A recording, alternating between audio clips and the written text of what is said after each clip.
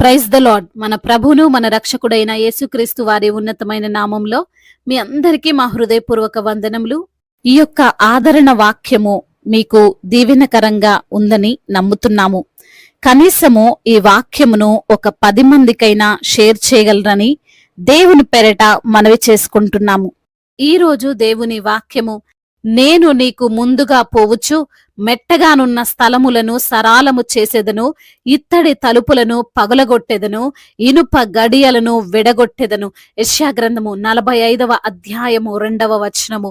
I will go before you and will level the mountains.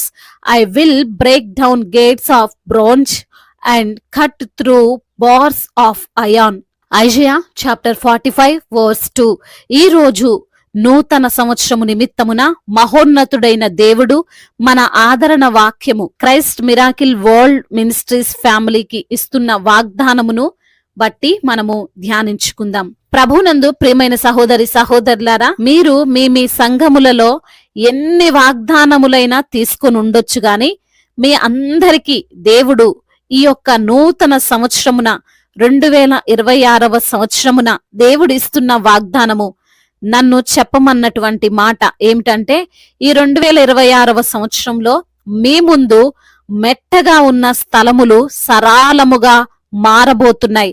మీ ఎదుట ఉన్న ఇంతవరకు తెరవబడని తలుపులు ఈ యొక్క 2026వ సంవత్సరంలో తెరవబడబోతున్నాయి. మీరు చేయాలి అనుకున్నవి బహుశా ఇంతవరకు ఆగిపోయి ఉండొచ్చు, ఆపబడి ఉండొచ్చు. మీ శక్తి, మీ బలము వాటిని తెరవలేకపోయుండొచ్చు. ఎవరో కావాలని మీరు ఆశీర్వదింపబడకుండా, మీరు దీవింపబడకుండా వాటిని మూసివేసి ఉండొచ్చు. కానీ ఈ నూతనమైన సంవత్సరంలో దేవాతి దేవుడు నీకు, నీ కుటుంబానికి చాలా క్లియర్ గా చేస్తున్నటువంటి వాగ్దానము, అవన్నీ కూడా మాయమైపోతున్నాయి. నువ్వు అనుకుంది, నీవు సాధించాలి అని ఆశపడింది జరగబోతుంది.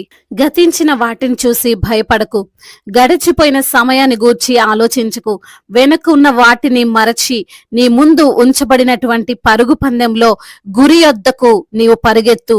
నిన్ను ఆపేవారు లేరు, నిన్ను అడ్డుకునేవారు లేరు. బహుశా మీరు అనుకోవచ్చు, ఇన్ని సంవత్సరాలు కష్టపడ్డామండి, ఇన్ని సంవత్సరాలు ప్రయత్నించామండి, ఎంతో మంది మమ్మల్ని అడ్డుకున్నారు, మాకు న్యాయం జరగకుండా, మేము గెలవకుండా, మా కుటుంబము కలవకుండా, మా పిల్లలు ప్రయోజకులు కాకుండా, మేము ఎదగకుండా ఎన్నో ప్రతికూలతలు, మా